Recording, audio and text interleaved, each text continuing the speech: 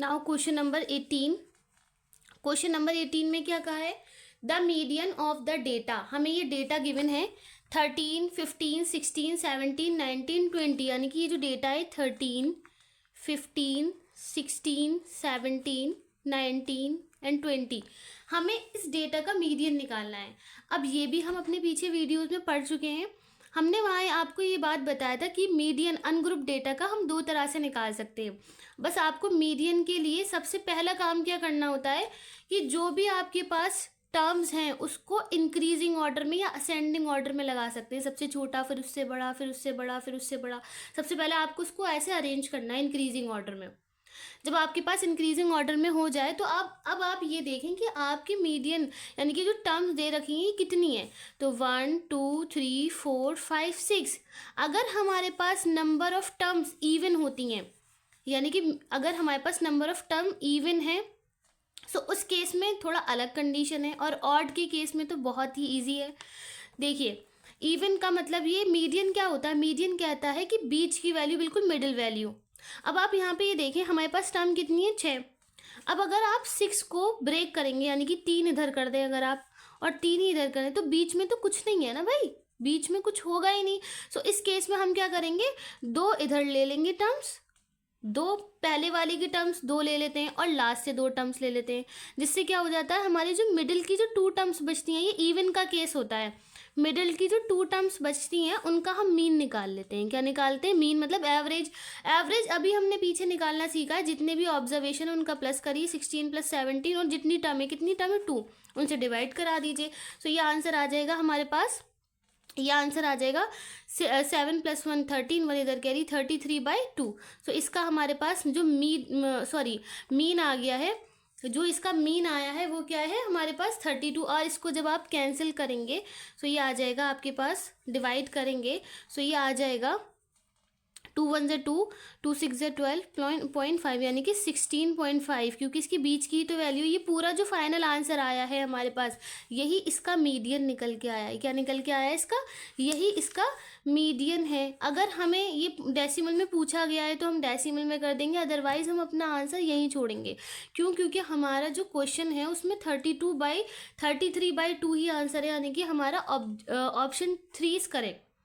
अब क्या होता अगर यहाँ पे कोई ऑड वाली कंडीशन होती?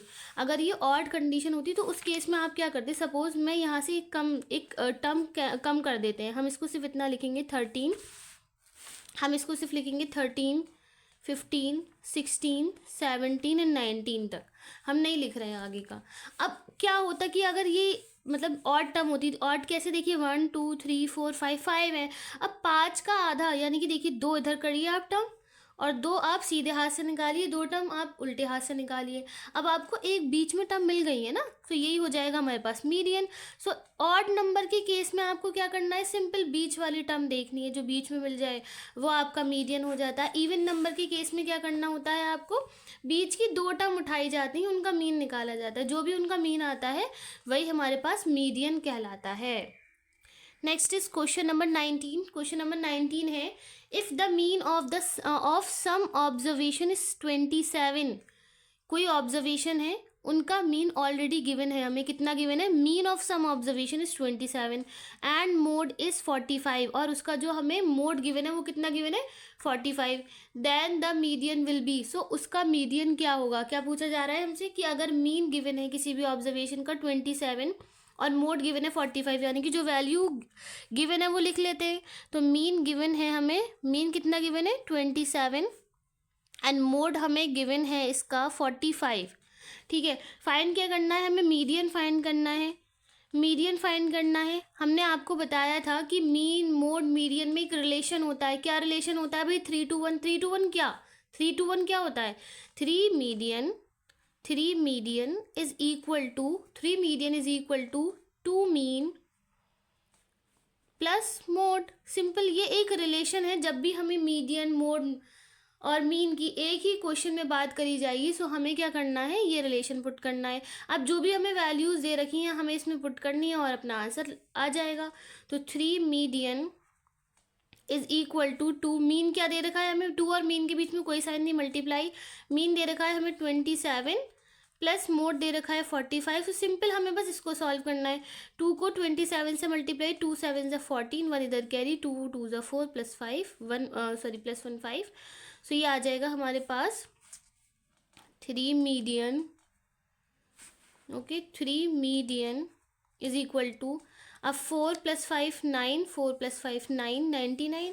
सो मीडियन, अब आप ये देख सकते हैं इस मीडियन के साथ ये 3 मल्टीप्लाई में, मल्टीप्लाई वाला दूसरी साइड आता है, डिवाइड में हो जाता है, तो 99/3। अब 3 3 ज़ा 9, 3 3 ज़ा 9। सो यहाँ पे मीडियन क्या क्या आ गया भाई, यहाँ पे मीडियन आ गया हमें 33। यही हमें फाइंड करने के लिए कहा था। तो हमारा कौन सा ऑप्शन सही है? Option second is correct. Option second is correct.